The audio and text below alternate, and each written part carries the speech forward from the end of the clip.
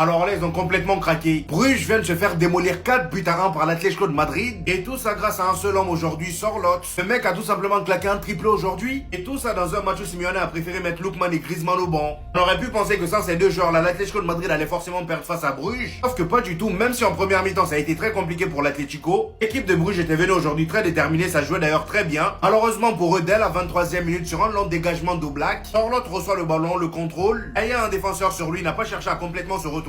Il s'est juste un peu décalé sur la droite pour enchaîner avec un tir du pied gauche. Malheureusement pour Bruges, Mignolet fait une très grosse erreur de main, but. Après ça, juste avant la mi-temps, sur un corner, ils réussissent à égaliser. Comme au match aller, but d'Ordonez.